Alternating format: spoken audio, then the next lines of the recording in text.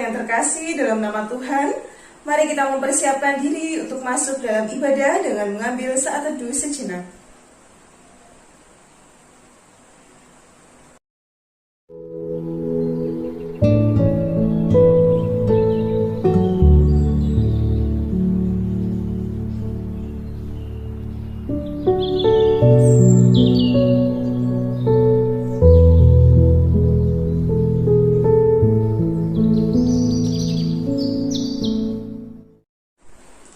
Ibadah kita pada hari ini dimulai di dalam nama Allah Bapa, Putra, dan Roh Kudus. Amin. Ya Tuhan Allahku, padamu aku berlindung. Selamatkanlah aku dari semua orang yang mengejar aku, dan lepaskanlah aku. Hormat bagi Allah, kita naikkan pujian ini.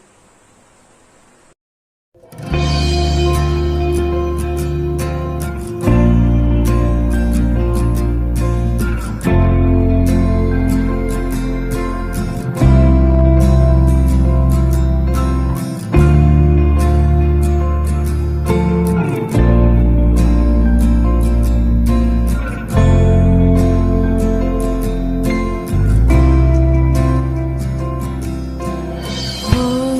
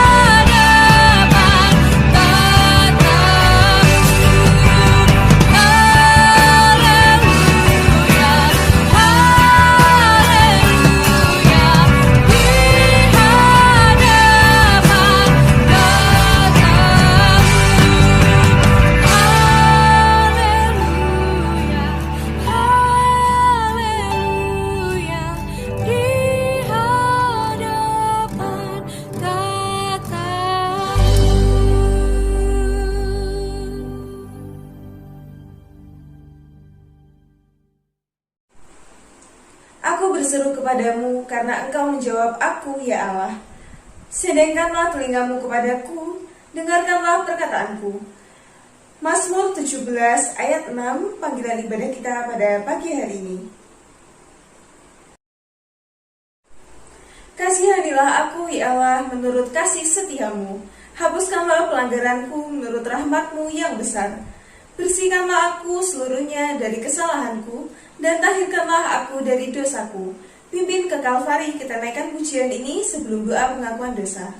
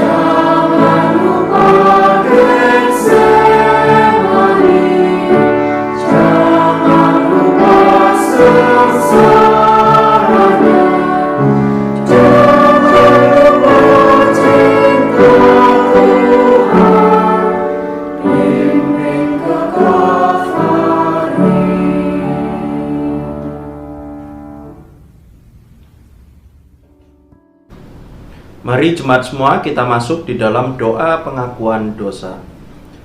Bapa yang di sorga, kami berdoa menyerahkan untuk hari ini. Kami bersyukur Engkau telah mengundang kami di dalam ibadah, untuk kami dapat berada terus di dalam hadirat-Mu yang kudus. Tuhan, Engkau adalah kudus dan mulia.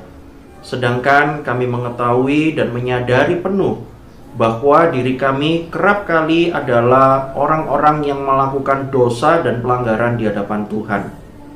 Kami bukan cuma mengecewakan hati Tuhan, tetapi juga kami mengecewakan hati sesama kami. Karena itu Tuhan, kami mohon kepadamu, kami hari ini mengaku dosa dan kesalahan kami.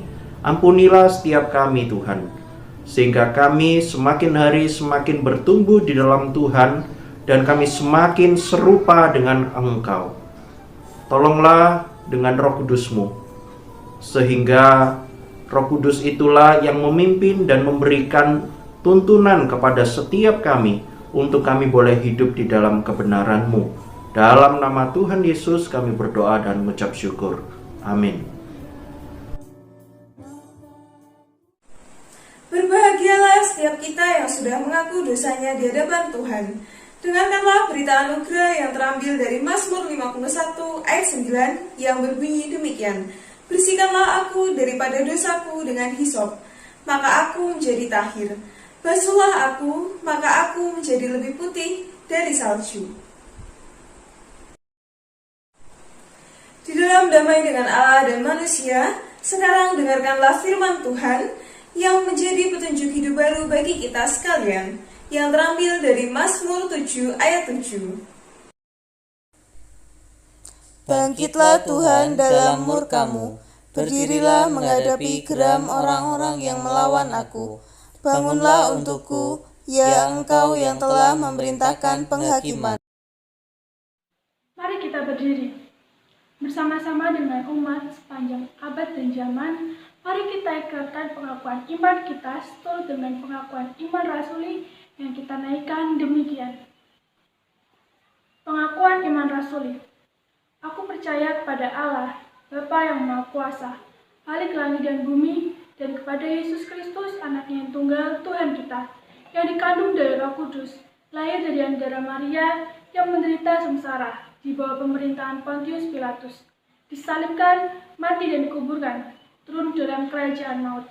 Pada hari yang ketiga, bangkit pula dari antara orang mati, naik ke surga, duduk sebelah kanan Allah, Bapa yang Maha Kuasa, dan dari sana Ia akan datang untuk menghakimi orang yang hidup dan yang mati. Aku percaya kepada Roh Kudus, gereja yang kudus dan am, persekutuan orang kudus, pengampunan dosa, kebangkitan tubuh, dan hidup yang kekal. Amin. Aku hendak bersyukur kepada Tuhan karena keadilannya dan bermazmur bagi nama Tuhan yang maha tinggi. Mari sama-sama kita naikkan pujian, aku hendak bersyukur pada Tuhan.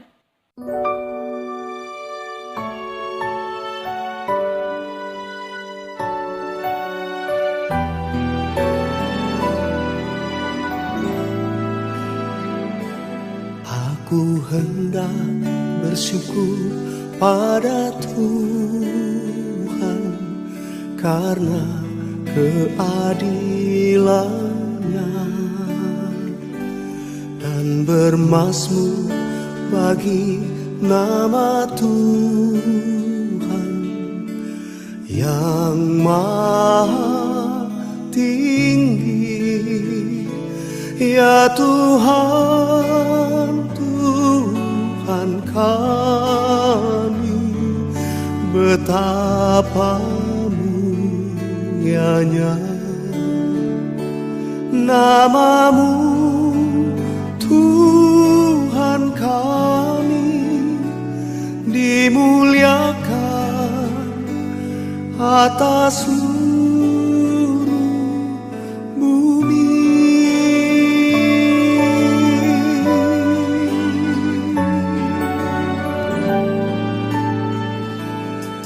Aku hendak bersyukur pada Tuhan karena keadilannya dan bermazmur bagi nama Tuhan yang maha tinggi. Ya Tuhan, Tuhan kami, betapa mulianya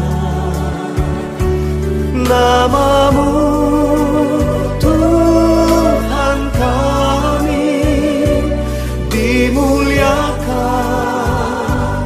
atas seluruh bumi.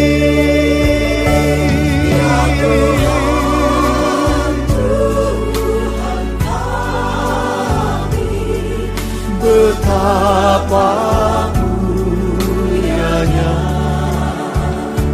nama-Mu, Tuhan kami, dimuliakan atas seluruh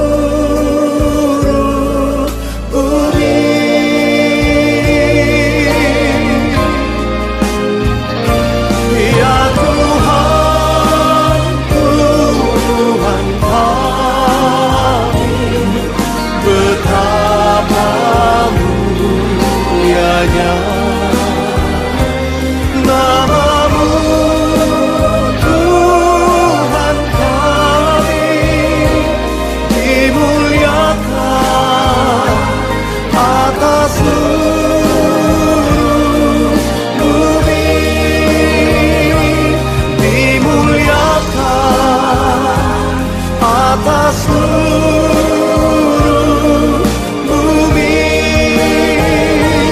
Dimuliakan atas seluruh bumi.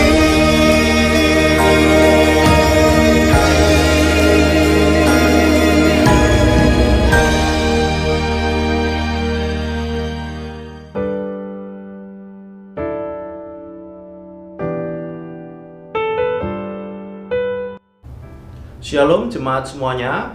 Kita bersyukur kalau hari ini kita boleh bersama-sama kembali di dalam ibadah dan perenungan firman Tuhan.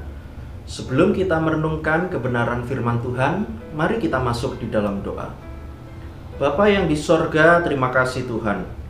Hari ini Engkau memberikan kesempatan bagi setiap kami untuk kami dapat merenungkan firman-Mu. Tolonglah kami Tuhan, di dalam keterbatasan dan kelemahan setiap kami, baik saya yang menyampaikan, lalu juga jemaat yang mendengarkan. Kiranya Engkau yang menolong dengan kuat kuasa Roh Kudus-Mu, sehingga kami mampu mengerti, kami mampu melakukan dalam kehidupan kami. Terima kasih Tuhan, dalam nama Tuhan Yesus kami berdoa dan mengucap syukur. Amin. Judul firman Tuhan yang akan kita renungkan pada hari ini yaitu Padamu Tuhan aku berlindung. Mari kita melihat Mazmur 7. Padamu Tuhan aku berlindung. Mazmur 7. Mari kita akan melihat semua Mazmur di dalam pasal yang ke-7 ini. Kita akan melihat beberapa ayat. Saya tidak akan membacakan semuanya. Terlebih dahulu saya akan membacakan ayat 1 sampai ayat yang ke-6. Nyanyian ratapan Daud yang dinyanyikan untuk Tuhan karena Kus orang Benyamin itu. Ya Tuhan Allahku, padamu aku berlindung. Selamatkanlah aku dari semua orang yang mengejar aku dan lepaskanlah aku. Supaya jangan mereka seperti singa menerkam aku dan menyeret aku dengan tidak ada yang melepaskan. Ya Tuhan Allahku, jika aku berbuat ini, jika ada kecurangan di tanganku, jika aku melakukan yang jahat terhadap orang yang hidup damai dengan aku, atau merugikan orang yang melawan aku dengan tidak ada alasannya, maka musuh kiranya mengejar aku sampai menangkap aku, dan menginjak-injak hidupku ke tanah, dan menaruh kemuliaanku ke dalam debu. Demikianlah firman Tuhan. Nanti di dalam tengah-tengah khotbah saya akan membacakan beberapa ayat-ayat selanjutnya. Saudara sekalian, ketika kita masuk di dalam sebuah gedung bertingkat, ambillah contoh itu adalah mall atau hotel. Untuk kita masuk dari lantai pertama, kita hendak menuju ke lantai yang paling atas. Bagaimana caranya? Tentu saja caranya ada begitu banyak. Kita bisa naik tangga, tetapi resikonya adalah terlalu lama dan terlalu capek. Yang kedua adalah menggunakan eskalator. Eskalator dari tiap lantai ke lantai yang paling atas menggunakan eskalator. Tidak capek memang, tetapi juga membutuhkan waktu yang lama. Karena dari satu lantai ke lantai berikutnya kita akan berganti eskalator. Cara yang paling tidak membuat capek dan relatif singkat di dalam soal waktu adalah menggunakan lift. Jadi untuk sampai ke lantai paling atas, kita tinggal pencet satu tombol saja, kita langsung akan sampai ke lantai paling atas beberapa waktu kemudian. Tetapi pernahkah saudara menemukan ada orang yang beranggapan bahwa ketika aku dari lantai 1 bisa sampai ke lantai 30, misal saya ambil contoh. Apakah pernah Anda mendapati seseorang yang berkata, "Oh, ini gara-gara kekuatan tangan saya. Ketika saya sudah pencet satu tombol lift ini, angka 30, Sesudah itu karena kekuatan tangan saya inilah saya dapat sampai ke lantai yang hendak saya tuju. Misal saya ambil contoh tadi lantai ke-30. Ketika kita mendengarkan kalau ada orang yang berkata demikian, maka kita akan langsung dapat menilai bahwa apa yang dia katakan sungguh menggelikan dan sungguh tidak masuk akal. Memang kamu yang memencet tombol angka 30 tersebut.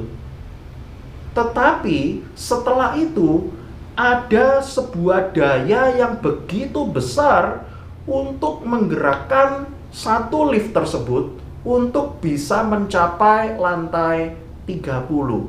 Jadi sebenarnya ketika kita melihat secara sekilas, oh karena orang itu yang memencet, karena itu dia bisa sampai ke lantai 30. Tetapi sebetulnya ada daya atau kekuatan atau kuasa yang jauh lebih besar yang dapat mengantarkan seseorang dari lantai 1 menuju ke lantai 30, yaitu menggunakan daya listrik.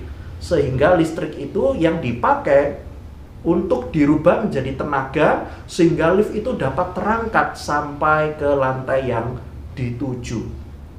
Saudara sekalian, ketika kita menghadapi setiap pergumulan dan di dalam setiap peristiwa-peristiwa sepanjang kehidupan kita, bukankah seringkali kita juga merasakan ada begitu banyak kesulitan yang aku harus hadapi? Tetapi ketika kita berhasil melewatinya, apakah mungkin kita mengatakan, oh itu gara-gara aku tuh. Kalau aku tidak berbuat A, tidak mungkinlah bisa. Kalau aku tidak melakukan semua proses atau kegiatan yang seperti ini, tidak bakalan bisa lewat dari setiap permasalahan-permasalahan yang ada. Saudara, mungkin kita menemukan begitu banyak orang yang mengatakan seperti itu. Mungkin saja saya dan Bapak Ibu Saudara semua yang mengatakan atau berkata di dalam hati seperti itu.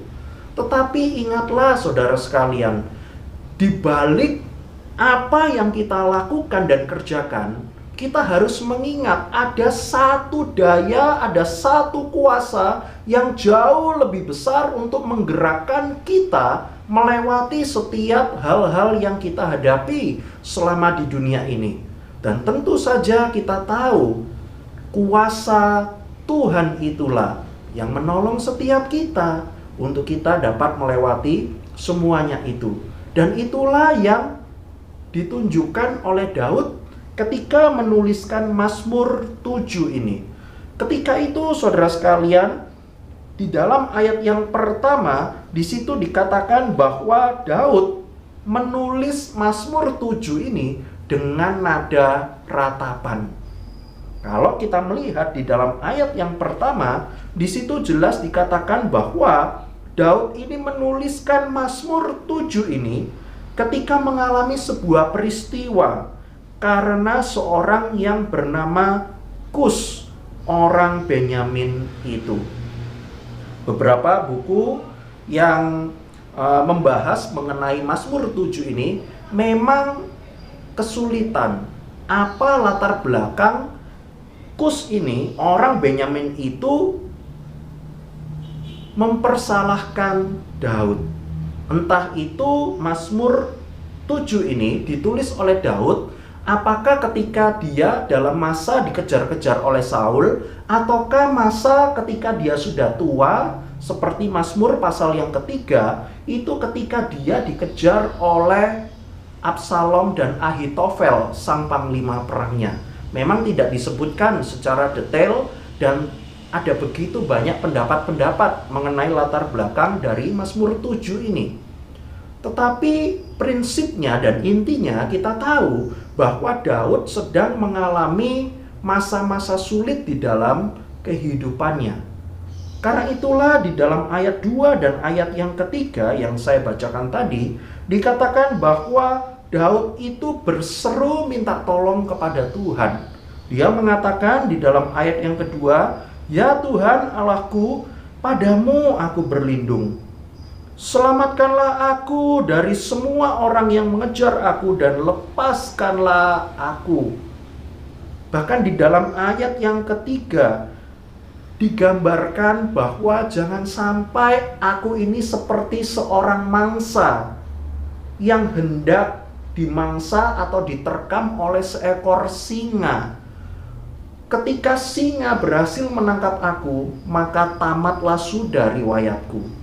Saudara sekalian, ayat 2 dan ayat 3 ini kita bisa melihat di dalam setiap situasi sulit yang Daud alami, Daud meratap, berseru minta tolong kepada Tuhan.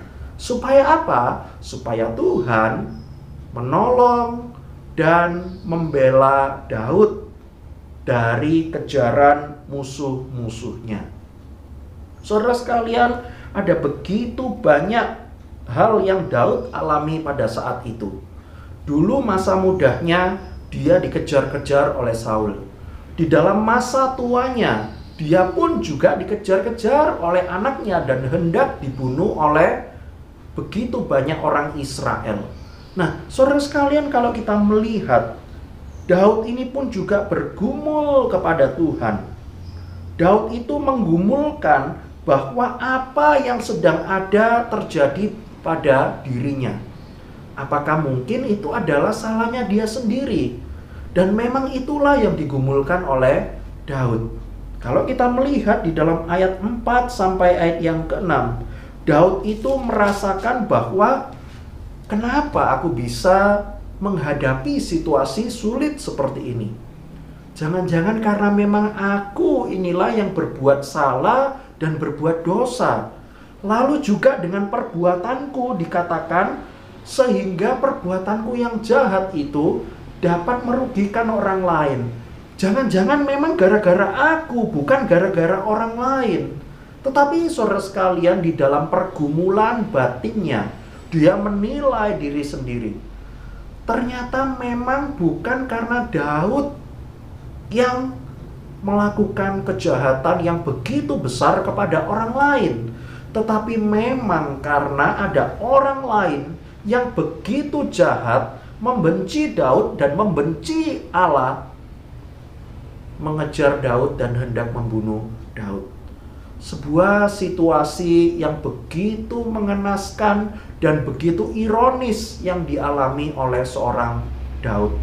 Karena itulah dia membutuhkan sebuah pertolongan dan uluran tangan dari Tuhan. Saudara, ada sebuah buku yang menggambarkan bahwa Mazmur 7 ini, ketika Daud berseru minta tolong kepada Tuhan, Tuhan langsung mengulurkan tangannya untuk memberikan pertolongan dan juga pembelaannya bagi Daud. Gambar yang saya tunjukkan ini adalah kira-kira sebagai sebuah gambaran. Ketika ada orang dari bawah, dia melihat ke atas, dia minta tolong kepada orang yang jauh lebih kuat dan berkuasa. Dan tangan yang lebih kuat itulah yang akan terulur ke bawah untuk menolong dan juga memberikan kekuatan. Dan itulah yang dilakukan Tuhan, mengulurkan tangannya kepada Daud di dalam situasi yang begitu mengenaskan yang dialami oleh Daud. Dan memang itulah yang paling dibutuhkan oleh Daud ketika dia mengalami begitu banyak permasalahan dan pergumulan. Kalau kita melihat, saudara sekalian, apa yang dialami oleh Daud ini mungkin saja pernah atau sering kita rasakan atau kita lalui di dalam kehidupan kita ini. Seringkali kita pun juga hidup di tengah-tengah orang-orang yang tidak percaya kepada Tuhan. Lebih mudah kita menemukan orang yang jahat daripada orang yang baik. Pernah suatu kali, saudara sekalian, ada sebuah berita di media internet itu yang mengatakan bahwa di masa-masa pandemi ini ada begitu banyak orang-orang yang terkena tipu. Mengapa demikian? Karena memang di masa pandemi ini perekonomian seseorang makin lama makin sulit, mereka di PHK mungkin, keluarga mereka tidak dapat makan mungkin, kebutuhan-kebutuhan atau cicilan-cicilan yang terus berjalan tidak dapat mereka bayar. Akhirnya ada begitu banyak orang yang akhirnya memilih jalan pintas, mengumpulkan uang dengan cara menipu. Ada begitu banyak modus yang dilakukan oleh orang-orang ketika menipu orang lain di masa pandemi ini. Bisa secara online. Misalkan apa? Misal dengan menjual barang. Menjual barang, dia bikin sebuah website atau sebuah akun media sosial yang begitu meyakinkan dengan menjual sebuah barang dengan harga yang miring atau lebih murah dari harga pasaran. Saudara, ada begitu banyak orang-orang yang tertipu. Setelah mentransfer, barangnya tidak dikirim. Hilanglah sudah uang yang sudah ditransfer tersebut. Lalu juga ada sebuah berita yang cukup menarik, yaitu persengkongkolan antara seorang pengacara dan juga seorang yang cacat, yang pincang kakinya. Mereka berdua kesulitan secara ekonomi di masa pandemi ini. Lalu yang mereka lakukan apa? Mereka berdua bersengkongkol. Jadi si pengacara dan si orang cacat ini bersengkongkol untuk apa? Merugikan orang lain. Beberapa cara atau beberapa modus mereka lakukan. Misalnya apa? Misal mereka akan pergi ke satu supermarket atau toko misalnya. Orang yang cacat ini dengan tongkatnya dia akan berpura-pura untuk mengitari minimarket ini sambil menghindari kamera pengawas dengan berpura-pura untuk mencari beberapa barang. Lalu si pengacara ini lalu menyusul masuk ke dalam toko ini, bawa sebotol air minum. Nah, air minum ini sengaja pengacara ini buka, lalu dia tumpahkan di beberapa sudut-sudut lantai. Lalu ketika air itu sudah dituang, tentu saja lantai akan basah. Lalu si pincang ini akan dengan sengaja melewati genangan air itu dan akhirnya pura-pura jatuh. Nah, saudara sekalian, memang ini terjadi bukan di Indonesia tetapi di luar negeri juga. Nah, ketika itu dengan panik si pincang ini yang pura-pura jatuh ini akan teriak-teriak minta tolong. Tolong aku jatuh karena kepleset. Lalu si pegawai toko dan pemilik toko ini juga akan panik.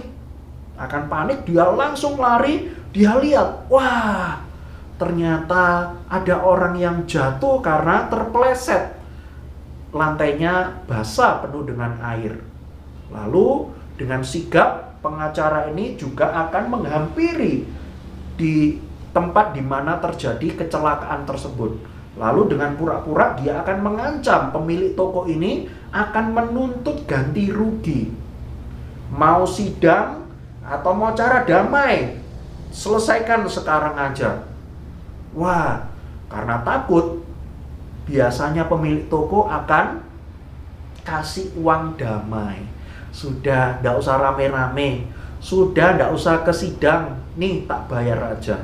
Nah, biasanya modus itu akan dilakukan beberapa kali di dalam satu hari, sehingga si pincang dan si pengacara ini akan mendapatkan uang yang begitu banyak.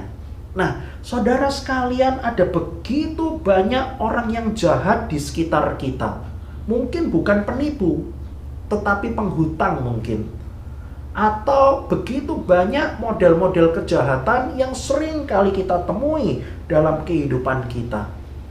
Dan itu pun juga yang dirasakan oleh Daud. Pergumulan Daud dan pergumulan kita menghadapi orang yang begitu jahat.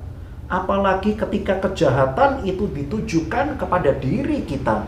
ada begitu banyak pergumulan-pergumulan yang harus kita lalui. Tetapi saudara sekalian, Mazmur 7 ini juga berisi mengenai keyakinan Daud. Karena ada Tuhan yang senantiasa memberikan pertolongan kepadanya. Apa itu? Dengan Tuhan, dengan Allah merespon permohonan dari Daud, lalu menunjukkan keadilan dan membela Daud. Kalau kita melihat di dalam ayat 7 sampai ke 10, dikatakan bahwa Tuhan itu bertindak. Dikatakan dalam ayat 7, bangkitlah Tuhan dalam murkamu, berdirilah menghadapi geram orang-orang yang melawan aku. Bangunlah untukku, ya engkau yang telah memerintahkan penghakiman.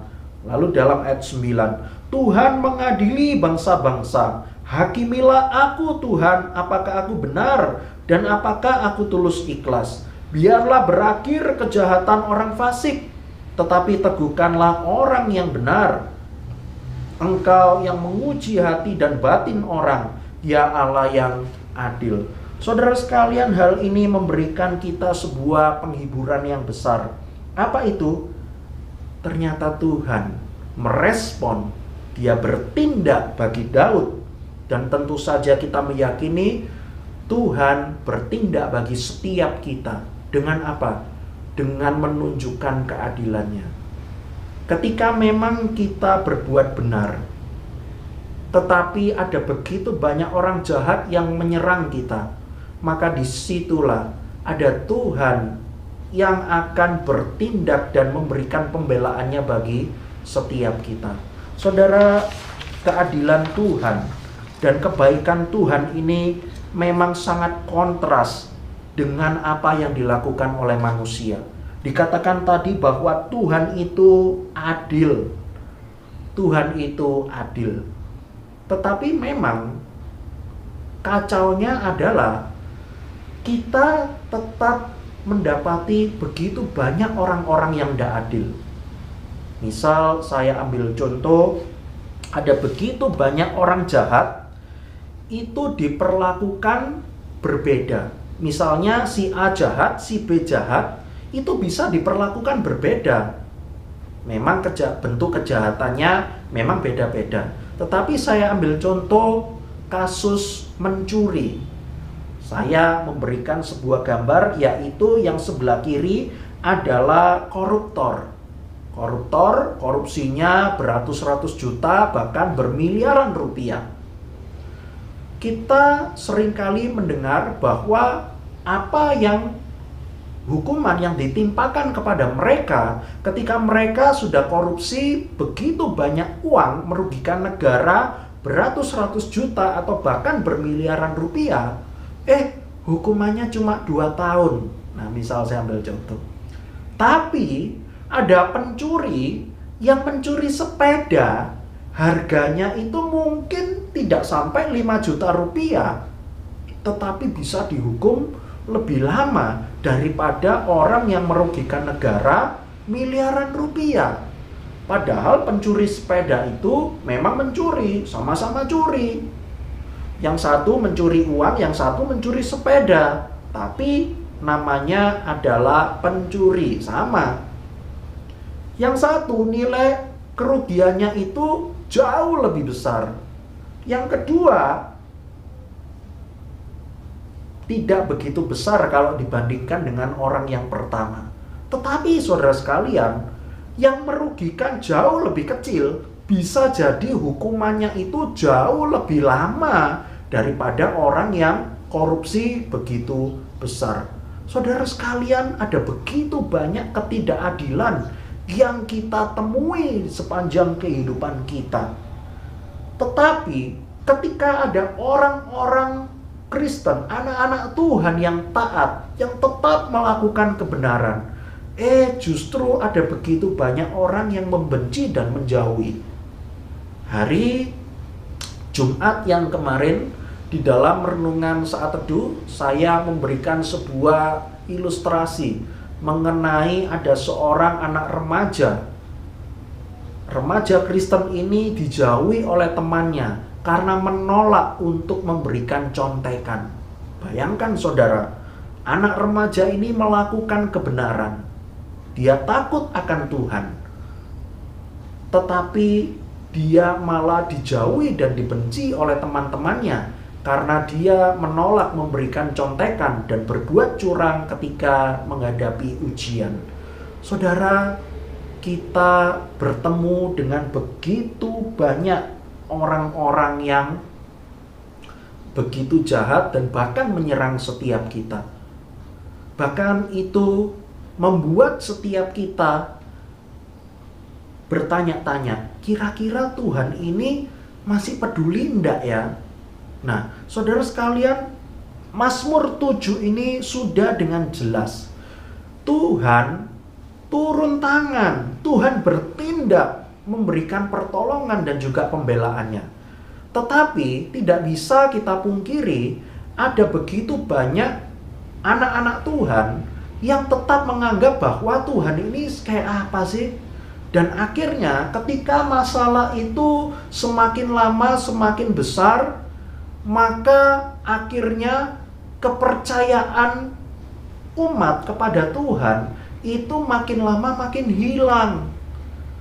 Dan celakanya pada akhirnya tidak jarang membuat seseorang itu menjadi apatis pada Tuhan. Saya memberikan satu garis bawah pada satu kata, yaitu apatis. Apatis itu apa? Apatis itu artinya cuek.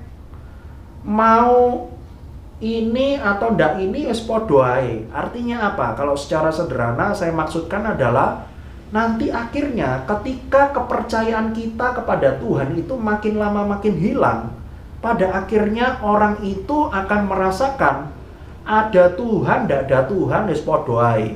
Sama saja, tidak ada bedanya. Bahaya sekali sikap apatis semacam ini. Dan itulah yang seringkali orang Kristen lakukan. Ada Tuhan, tidak ada Tuhan, kayaknya sama aja tuh. Tetap kita menghadapi masalah. Masalah ini tidak selesai-selesai. Tidak ada jalan keluar. Karena itu kayaknya ada Tuhan, tidak ada Tuhan, ya sama aja. Tidak ada bedanya. Saya tetap susah, saya tetap mengalami kesulitan dan sebagainya. Tetapi bukan itu yang dilakukan oleh Daud. Justru Daud menutup di dalam ayat yang ke-18. Daud itu tetap menaikkan syukur dan tetap menaikkan percayanya kepada Tuhan. Saudara, ayat 18 Daud mengatakan bahwa aku hendak bersyukur kepada Tuhan karena keadilannya dan bermazmur bagi nama Tuhan yang maha tinggi. Kalau kita membaca ayat 18, ada satu lagu yang bersumber dari Mazmur 7 ayat 18. Aku hendak bersyukur pada Tuhan karena keadilannya dan bermazmur bagi nama Tuhan yang maha tinggi. Daud di dalam ayat 18 tetap menunjukkan rasa percayanya kepada Tuhan. Walaupun pada saat itu masalah belum selesai loh. Tetap ada. Tetapi Daud menaikkan syukurnya kepada Tuhan. Dan hal ini berguna bagi dirinya sendiri. Supaya apa? Supaya dapat tetap menaikkan rasa syukurnya dan tetap memegang kepercayaannya yang teguh kepada Tuhan. Hal ini mengingatkan saya, mengingatkan Anda semua. Supaya apa? Supaya di dalam situasi sulit sekalipun, ayo kita belajar. Di dalam kesulitan kita, ayo kita belajar. Untuk apa? Tetap menaikkan rasa syukur kita kepada Tuhan. Sulit loh, memang sulit. Tetapi ini adalah sebuah proses yang memang harus kita lalui. Dan ada Roh Kudus, ingat, yang menolong setiap kita. Lalu juga dikatakan dan bermazmur bagi nama Tuhan yang maha tinggi. Ada sebuah buku yang mengatakan bahwa ketika Daud menaikkan mazmur kepada Tuhan, itu menjadi berkat juga bagi orang lain. Loh, kok bisa? Gimana caranya? Saudara sekalian, bukankah setiap pasal-pasal yang ada di Mazmur ini sebagian besar ditulis oleh Daud? Ketika Daud menyampaikan mazmur atau pujian kepada Tuhan, dan kita sekarang membaca tulisan-tulisan Daud ini, bukankah kita juga mendapatkan berkat dari tulisan-tulisan Daud? Karena itu ketika kita bermazmur, orang lain mendengarkan ketika kita memuji Tuhan, kita bermazmur bagi nama Tuhan. Disitulah menjadi berkat bagi orang lain. Ketika orang lain mendengar, oh Tuhan itu baik ya, maka ada kesempatan bagi orang tersebut mengenal Tuhan yang kita punyai. Saudara sekalian, marilah bersama hari ini firman Tuhan melalui Mazmur 7 mengingatkan saya dan mengingatkan Bapak Ibu Saudara sekalian mengenai apa? Mengenai suatu keyakinan bahwa ketika kita berseru kepada Tuhan, maka Allah bertindak. Ada begitu banyak kejahatan di sekitar kita, memang ada. Tetapi ingatlah, Tuhan itu adil, Tuhan itu setia, Tuhan itu baik. Sehingga dialah yang akan mengulurkan tangannya kepada saya, kepada Anda semua, untuk kita dapat melewati semuanya itu. Ketika kita berhasil melewatinya, ingatlah seperti pendahuluan yang saya berikan, ada satu daya dan kuasa yang besar, yaitu dari Allah, untuk membantu setiap kita melewati setiap pergumulan kita.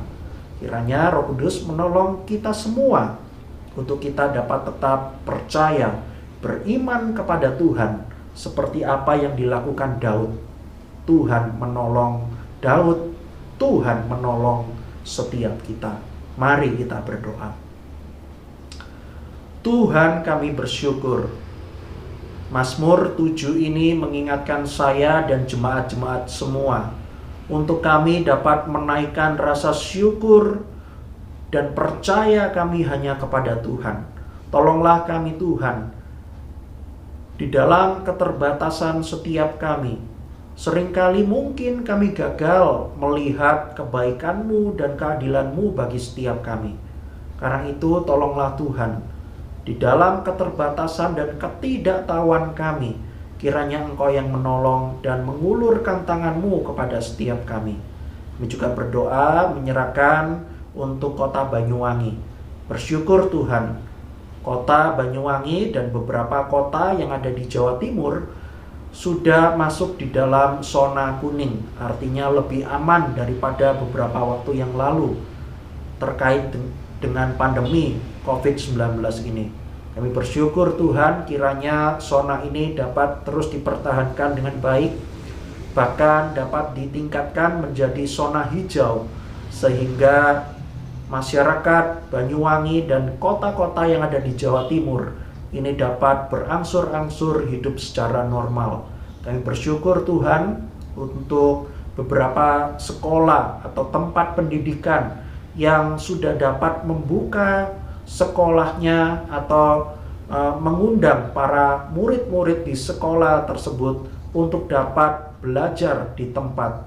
Kiranya ini semua dapat berguna bagi para murid untuk bukan mereka hanya maju di dalam pengetahuan saja, tetapi mereka juga dapat dididik di dalam karakter maupun juga iman mereka.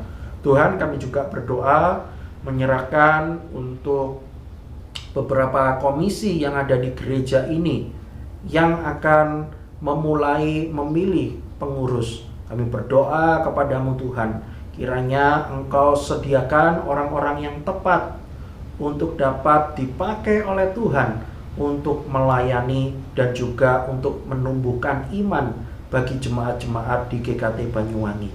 Terima kasih Tuhan, Berikan hikmat untuk kami, berikan hati bagi jemaat-jemaat untuk dapat setia melayani, mau dipakai oleh Tuhan di dalam karunia-karunia rohani yang sudah Engkau berikan kepada setiap mereka. Inilah doa kami Tuhan, di dalam nama Tuhan Yesus kami berdoa dan mengucap syukur. Amin. Mari kita naikkan rasa syukur kita kepada Tuhan dengan membawa persembahan sambil membawakan pujian kasih-Nya seperti sungai.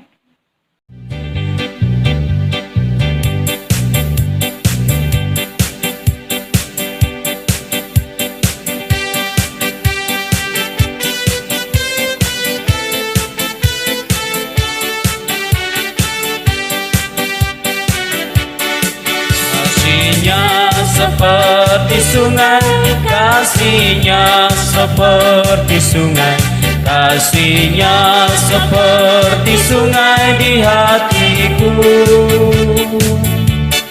Mengalir di waktu hujan, mengalir di waktu panas, kasih-Nya seperti sungai di hatiku. Kasih-Nya seperti sungai, kasih-Nya seperti sungai, kasih-Nya seperti sungai di hatiku. Mengalir di waktu hujan, mengalir di waktu panas, kasih-Nya seperti sungai di hatiku.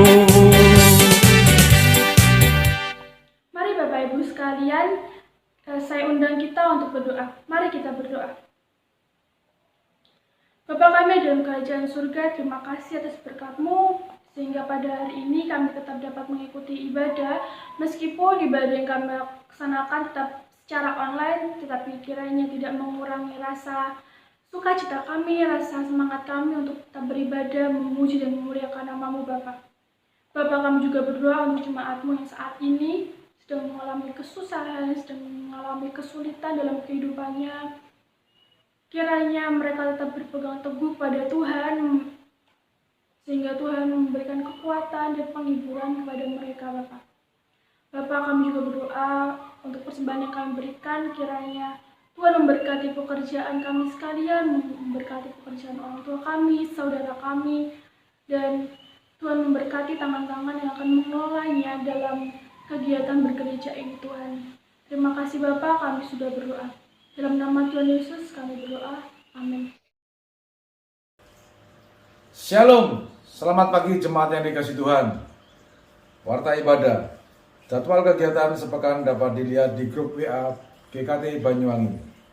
Untuk persembahan dapat diberikan melalui transfer ke rekening BCA nomor 1803 333 9922 atas nama Sinode Gereja Kristus Tuhan, atau dapat menghubungi majelis.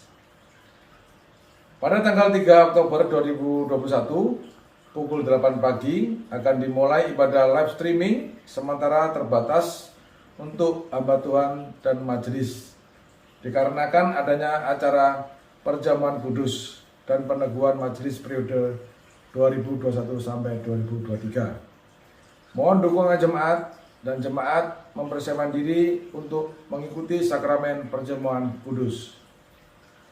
Ibadah live streaming akan dibuka kembali bagi jemaat pada tanggal 10 Oktober 2021, masih dengan kuota terbatas. Bagi jemaat yang ingin ibadah di gereja dapat mendaftarkan di grup WA gereja ketika pendaftaran dibuka sambil menunggu info lebih lanjut. Demikian warta. Tuhan Yesus memberkati. Mari kita berdiri. Kita kembalikan segala kemuliaan hanya bagi Allah dengan menaikkan pujian, doksologi dan berkat oleh Evangelis Yohanes. Puji Allah Bapa, puji Allah Putra, puji Allah Roh Kudus,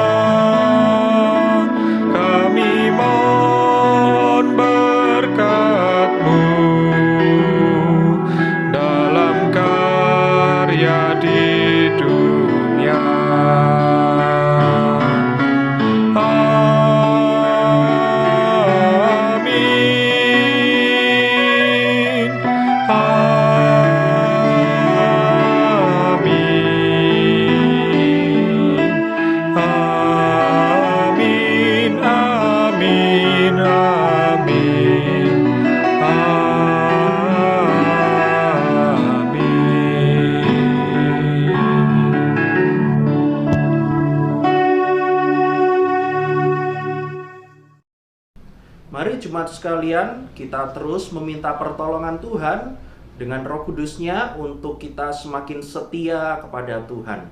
Sekarang mari kita mengarahkan hati dan pikiran kita kepada Tuhan dan kita menerima berkat-Nya.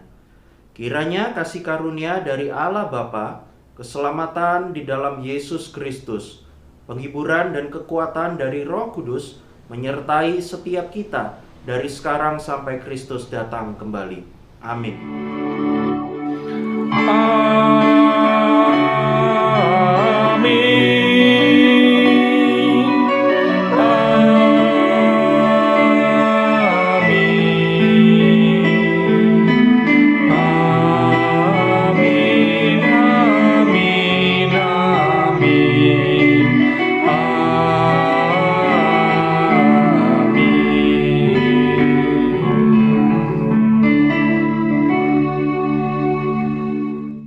Ibadah telah selesai, mari kita mengambil saat teduh dan Tuhan Yesus memberkati.